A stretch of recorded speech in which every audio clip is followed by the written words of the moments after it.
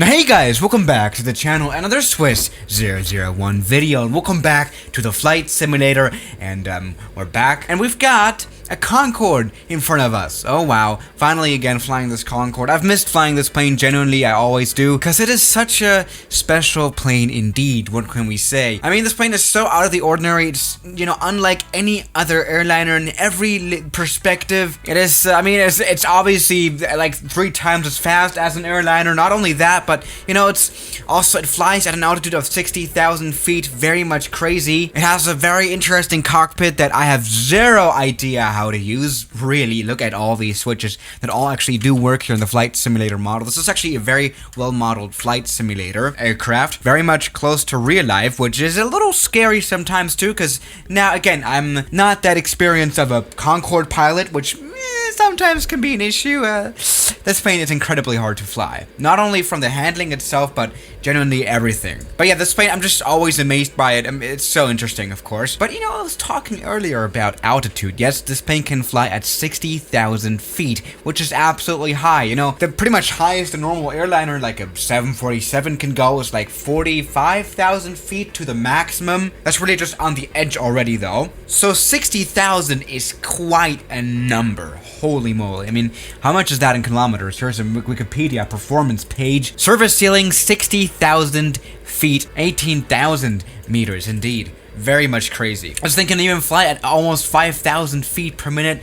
This thing has crazy performance. Let's just go ahead and exactly play around a little bit with flying this plane at high altitudes today. Let's maybe see, can we fly this plane even further or higher? More into space. That's what I'm trying to say. Yep, we're gonna fly this plane to space. Let's see how that's gonna work today. I don't know how. We're just gonna find out, alright? Now, of course, the most important part about this plane as well is just flying it off the runway. Let's put out the flaps. Just kidding, this plane does not have any flaps. The only thing it has that we have to put out for takeoff, of course, is the good old snoop droot. There we go, it's gonna come down like that, so we can actually see in front of us.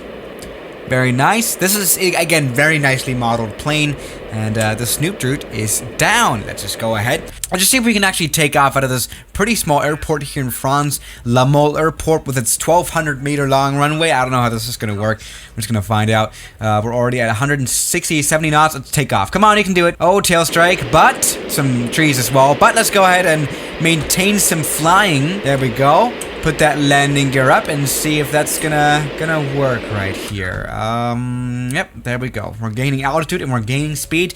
That has been a successful takeoff. I mean, really, I've already said flying this plane isn't necessarily easy. In fact, you know, on the ground, flying it near the ground at below like 10,000 feet, flying this plane is still relatively easy compared to when you're actually at 60,000 feet. We're gonna find that out later on, but I have a little bit of a trauma from flying this plane, you know, outside of a video, at a very high altitude. It was just crazy. This plane is very hard to handle. So let's just go ahead and try to, you know, just climb normally, pretending like we're flying to like 50,000 feet or something, just a normal altitude for this plane. Let's put everything up here, the visor, the snoop droop, so that we can get normal flight going. There we go. After a few minutes, we're already at 27,000 feet. This plane is a crazy climber, okay? So far, this plane is still flying fine. It's obviously very loud as always. And oh, see, I'm trying to fly this plane by hand because I don't know how to use this autopilot properly. Genuinely, it's scaring me out a little bit. A lot of switches here that this plane can do. Actually, very much a lot of technical stuff that this plane is capable of.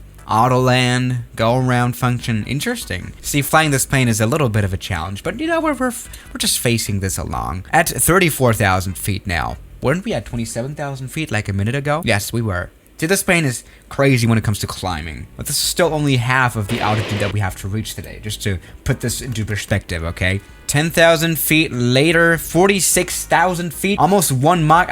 We can already also see here. There we go. 1 Mach, again, the speed of sound, or the sound of speed, as I always like to say. Great. All right, still, I mean, this plane is still running fine. 48,000 feet, that's higher than any normal airliner would really ever go, really. 49,000 feet, yeah, this plane is just crazy fast when it comes to climbing. I'm very much excited to see this plane actually perform at like 60, 70, 80,000 feet. We really haven't done that yet. Okay. All right, we're about to reach the 50,000 mark. crazy. I mean, really, the plane is just like, oh, okay, 50,000 feet. That's just kind of like even like a lower cruising altitude for this plane. It can fly at 60,000 feet. 10,000 feet more to go. Now, I've talked about the handling of the plane plane and that it kind of worsens the higher you get.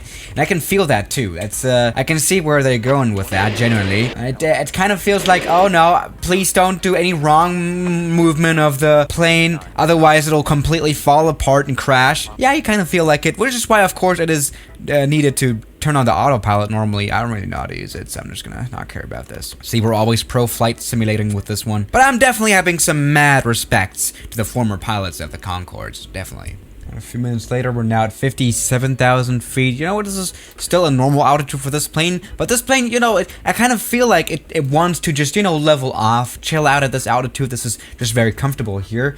In fact, climbing already is becoming a little bit of an issue. You can see we're losing a lot of airspeed here. This is the airspeed indicator, and trying to climb actually gets harder and harder.